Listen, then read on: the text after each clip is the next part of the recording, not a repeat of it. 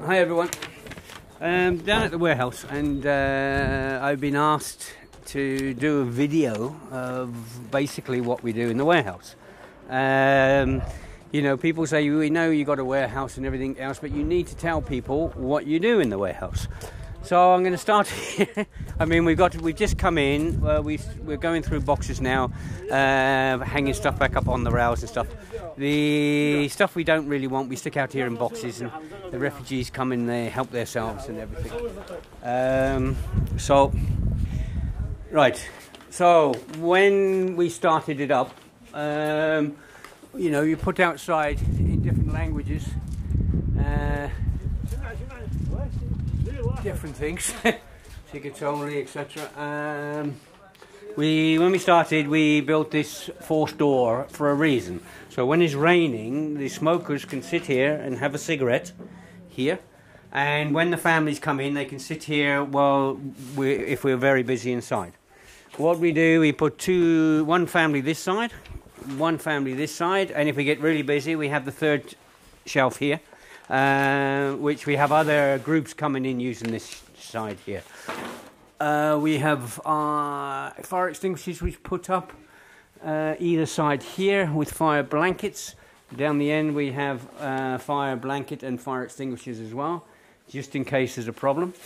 On the counters we have these pictures, so people can come in, because the language barriers, there's so many different languages that came in, and it shows you everything, this side and this side, so they can point at what they're after.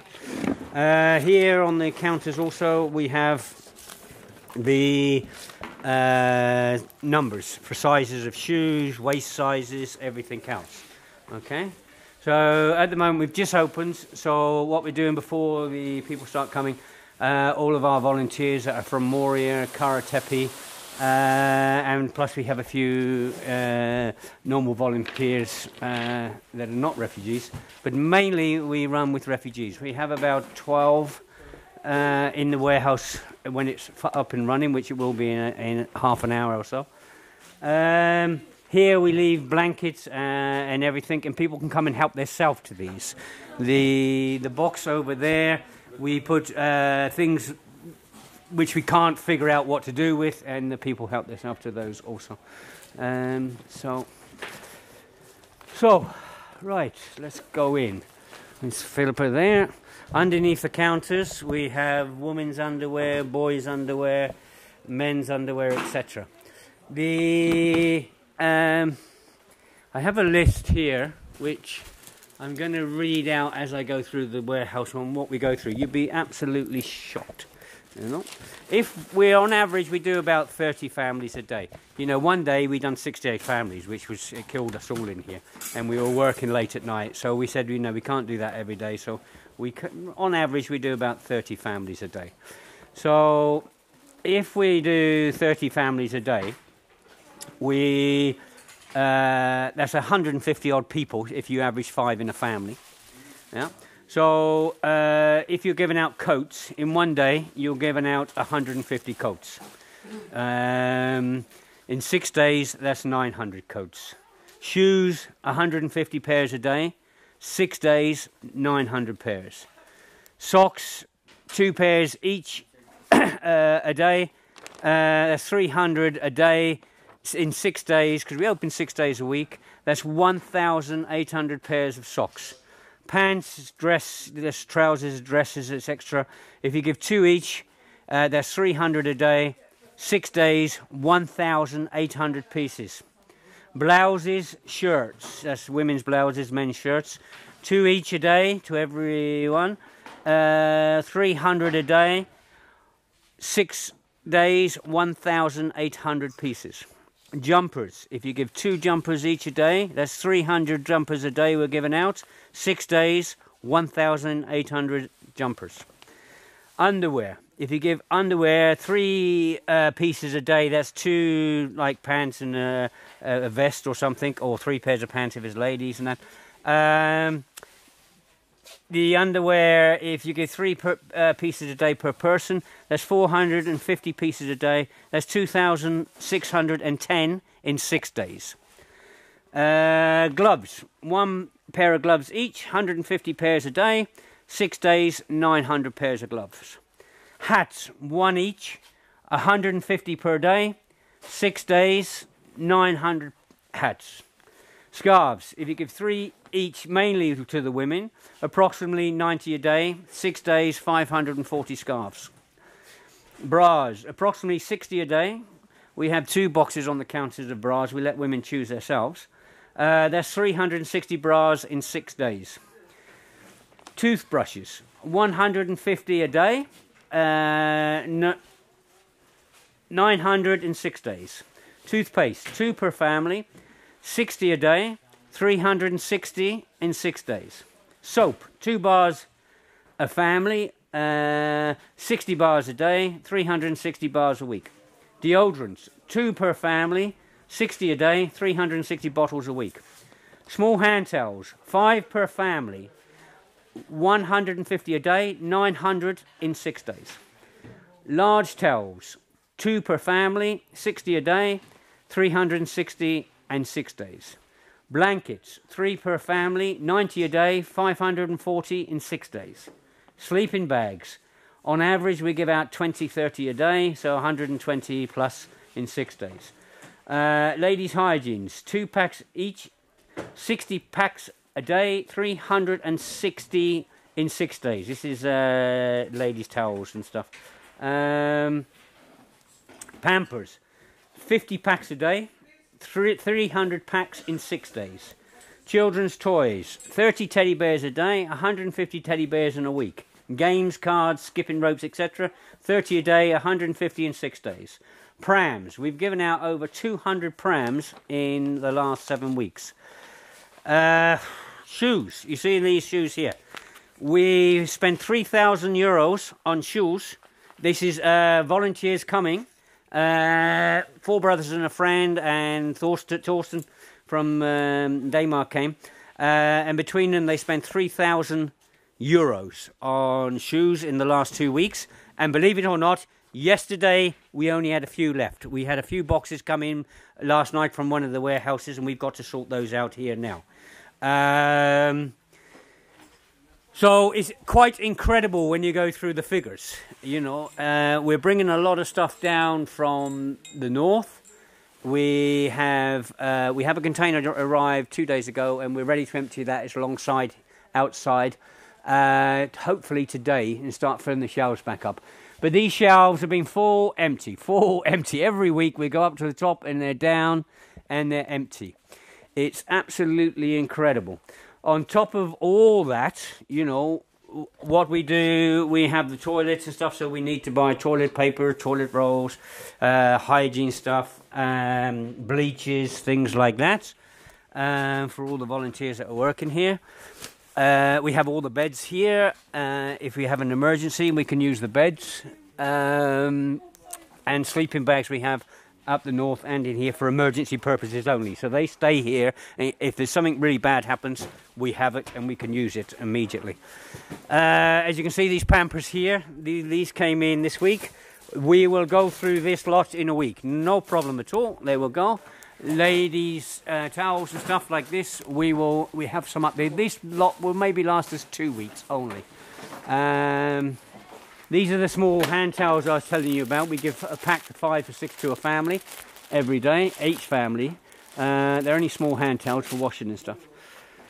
Blue bags, most families get 5, 6 full blue bags every day to take out, each family.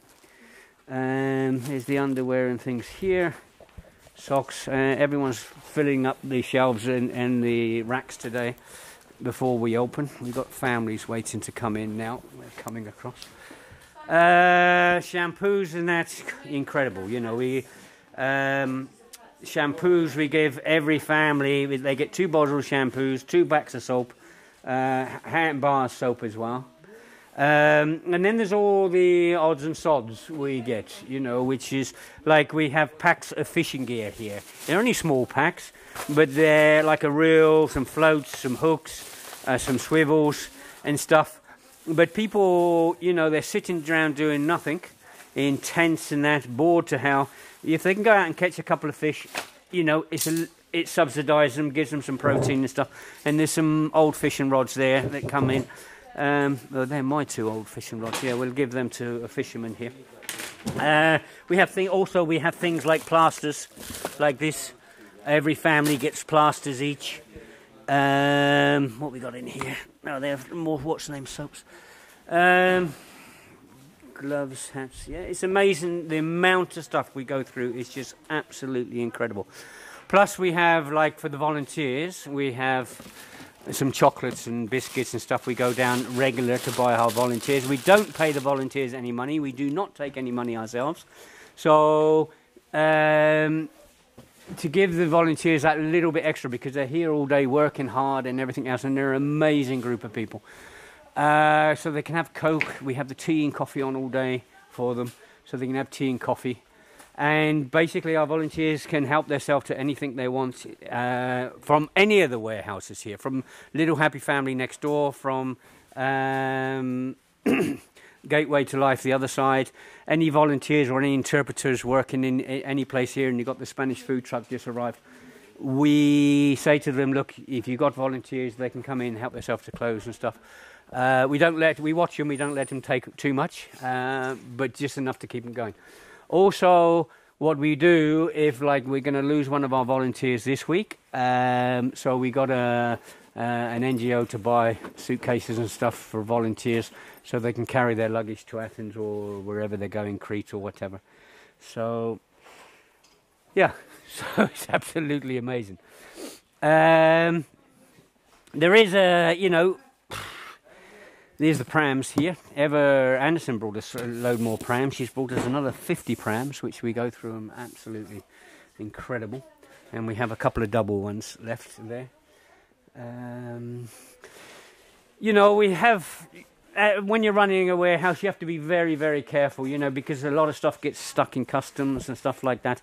So if you get foodstuffs especially, you know, we don't deal with foodstuffs, but if we get foodstuffs in boxes, then we'll check the dates and we will throw anything that is out of date. Last month we had an incident and I got really pissed off about it because an NGO knew the stuff was going out of date and was out of date, and they still carried on feeding it to children. When I confronted them, they attacked me and said, you know, the NHS said this and that is the last 2 months. And plus one of them lied and said, we've spoken to another NGO doctors and they say it's all right up to 2 months. And when I spoke to this other NGO, they denied it completely. And when I spoke to the warehouse, it came out with, they said, look, we did discuss it, but we would not recommend feeding any out-of-date food to children. And this was children's food we're talking about. So you have to be careful, you know, you really have to be careful. These people that done this, I wasn't happy with them. They had a go at me and everything. And it went on for a few days. Anyway, that's just one of those things. We know what NGOs are like and that. Also, you know, we were the first 3 years ago to distribute clothes and stuff up in the north, you know, and we have a big place up there outside my house. We've always give clothes to people coming in soaking wet. We've given dry clothes and shoes and stuff like that and hygiene. But, you know, we have containers coming from different people and people helping us all over. And like we had these NGO from England come, they came last year and the year before. They bring lorries and loads of volunteers for 3 or 4 days, and there's a big hoo-ha, look at what we're doing and everything else. But this year, when they came, you know, they said they didn't have any confidence in the Kempsons running a warehouse, which I thought was fucking disgusting. Seeing that we were basically the first on the island to dish out clothes, us and Melinda, Starfish. Anyway, they came this year with 3 lorries and all their entourage for a few days to get all their publicity and stuff. It's great they do it. We need clothes. We need everything else. It's fantastic, you know. Anyway, it wasn't so much that. The thing is, we had a lady doing a container for us, and one of the people from this organisation actually rung this lady and said that he had no confidence in the Kempsons running a warehouse. Yeah? So the lady rang us and said, no, this guy's phoned me from this organisation, and he said he has no confidence in you, so she's sending her container to someone else. You know, this is egos, this is disgusting and everything else. We're here all year. We work all year. We do our best for the refugees all year, and you have these people with these fucking great egos, and they are going to say what goes on here when they only come for 3 days a year. Yeah, this really gets up my nose, believe me. It's just unbelievable. You know, we have this thing with these new volunteers, these new NGOs coming in. You know, we got NGOs coming in just for a couple of days, taking their photographs, and they shoot off. And some of them actually come back the next week. And they could be flying maybe 3 or 4 flights to get here. And they take their photographs of babies and women and children and stuff in Moria camp, and they disappear, and they fill their bank accounts up, they give a little donation, whatever, and then a week later they come back again. You know, the cost of the flights to get here, to get back, and all the bullshit that goes on, it's just disgusting, you know. Anyway, people know what I think about this. So, to actually, like, we have the Hope Project going, the Kempsons have the Hope Project going, which is governed by PRISM, which is overlooked by the Charities Commission. So anyone can check on us and see what we do. We have to actually buy something. So if I went out and say I brought a toy like this, you know, I would have to pay for it myself. And then what I do, I will give the receipt, send the receipt to PRISM, who overlooks us, and they will look at the receipts and they will give us the money back. Okay. The other thing is, if people want to send us donations and stuff, it's fantastic by the post and everything else.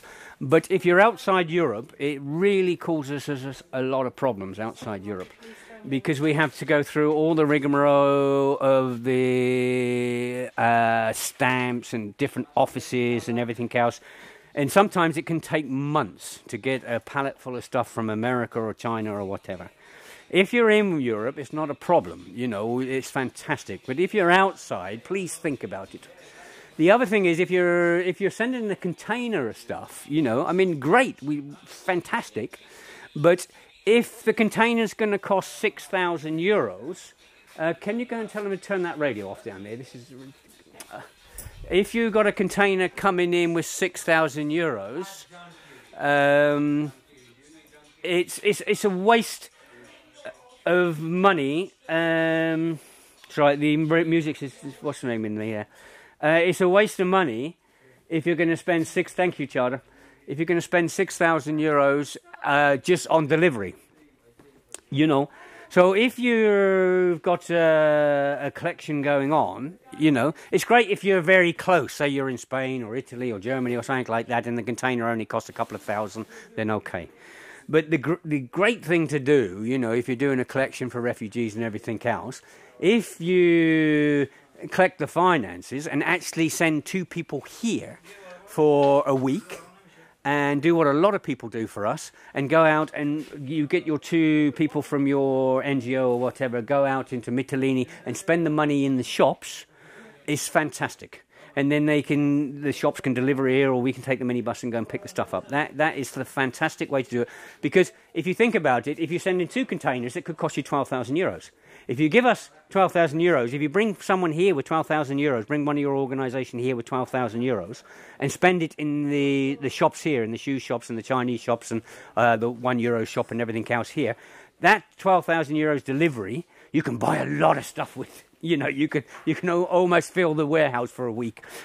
You wouldn't, but you know what I mean, you know. So when you're actually, not just us, for everyone, when you're actually thinking of doing a collection and everything else, think about the price of a delivery and everything else, and think about the price if you send 2 of your organisation or one of your organisation here, and spend the money actually on the island. 1, it benefits the people on the island, and 2, you know exactly where the stuff is going, you know.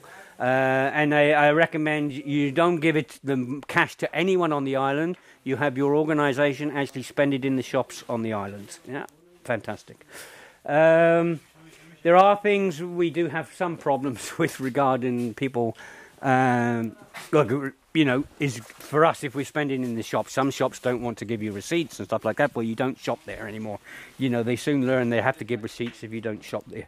So, and plus the other things we got is the heating of the warehouse, the rent of the warehouse. This is our heat canning. It costs about 20 euros every 2 days when it's going.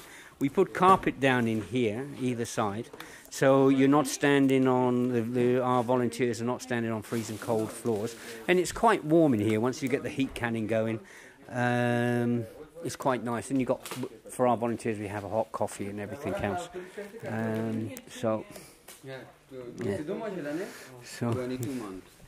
22 months? Yeah. God, this guy's been here 22 months. In Moria? Yeah, he's shopping cappuccino secret. Oh, God.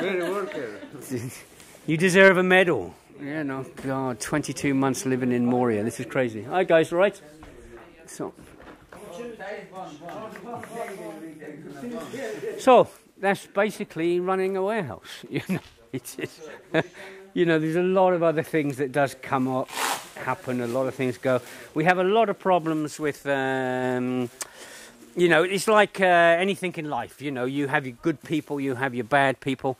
We have people coming in, they don't realise we're not government, we're not an NGO, and they're screaming and demanding stuff from us. You know, we don't deal with these people. Then you have other people come in, you know, and they're shaking everyone's hands and trying to give everyone kisses because you just give them a jacket or something, and you know, it does make a lot of the volunteers cry and stuff when you have these families coming in with absolutely destitute. They smell bad because they're living in tents outside Moria and everything else. I was up at Moria Monday, went yesterday, and what we're doing as well in the warehouse, we're trying to find the really vulnerable people. I mean, Maison Frontier has brought some families to us, and other groups bring some families if they're really bad and they find a family that's in a tent somewhere. But what we're doing now, I've been going up myself, up into Moria, up into the tents outside, and grabbing the families that are really bad. Monday I brought a family in, they had 5 children. Just 2 women living in a tent outside Moria, just outside the camp, you know, and really needed stuff, God, you know. Yeah, so we're doing our best. It's just, you know, it's not an easy task to run a warehouse, and I have to pull away now, anyway, from this one because I have work. I need to survive. I have to get in my workshop and get some art done, get some jewellery made and some paintings done, so I can survive the summer and next winter, because we don't take nothing. So we have Help International coming. They're bringing a team. So I will, at the end of this week, hopefully, keep all fingers, everything goes right, I will give the keys to the warehouse over to them. You know, one of our volunteers we trust very well. One of them has a key and everything, so you know, they can carry on running the warehouse. They know how to do it. We don't have to be here. Basically, we're just here if there's problems, and organising to pay the rent and to pay the bills, and organising the stuff to come in to and fro. But when Susan's group comes in, Help International, you know, we'll give them that, and we're organised. We can talk on the internet. You know, we can tell them what stuff's coming in, what stuff's not coming in. But if anyone would like to send us stuff, you know, very much appreciated. You can see how much stuff we go through. It's absolutely incredible. I didn't really think, you don't think when you're here working, dishing it out all day, but when you actually look at the figures, you think, God, you know, it's an amazing amount of stuff coming and going. So if anyone would like to send us stuff, if anyone wants to post us just a box or even a few coats or something like that, you know, get in touch with Philippa on the internet, Philippa Kempson, Facebook or something like that, and ask Philippa what's needed, you know. I mean, the basic things that we always need is men's shoes from 39 to 44, women's shoes from 37 to 41, Pampers, ladies, hygiene, and things like this. The hygiene thing is a big thing. We go through so much hygiene every week. It's absolutely incredible. But people have to have hygiene. You know, they're living in filth and muck in tents and stuff, and they need hygiene, and they need blankets and sleeping bags and stuff like this. But if you get in touch with Philippa, and say, look, Phil, we can help you out. What do you need? And she'll tell you. It's not a problem. She'll say to you at that time, you know, we're okay for this or we're okay for that, but we could do with some of this or could do with some of that. That's fantastic. If you're thinking of sending us a container, you know, then please, again, get in touch with Philippa and say, you know, what can we do? Because, you know, there is a lot of baby clothes on the island and everything else, and we don't want a container coming full of baby clothes, and we don't want a container coming now, this time of year, which would arrive maybe in a month's time, full of winter clothes, because we don't have the room to store it. What we go through, we have to go through, we have to get rid of constantly. So in the next month, 6 weeks, we'll be starting T-shirts, definitely, shorts, definitely, flip-flops, Crocs, things like this, summer clothes, summer stuff. So if you like, I know we'd need all that in 6 or weeks or so. Okay, well, I hope that's given an insight. I was asked to do this so people know what we do and down here and everything else. So anyway, we will hopefully go back, and I shall get in the workshop next week and start earning myself a living. And we're still getting boats in. We had a boat on just down from my house yesterday morning. They haven't stopped, and I'm worried about this spring. You know, there could be an uplift in the spring of boats, but we'll be up in the north doing our little bit up there with that, and we will be down there every now and then if they need us here. Maybe once, twice a week we'll come down just to check everything's running okay and there's no problems here.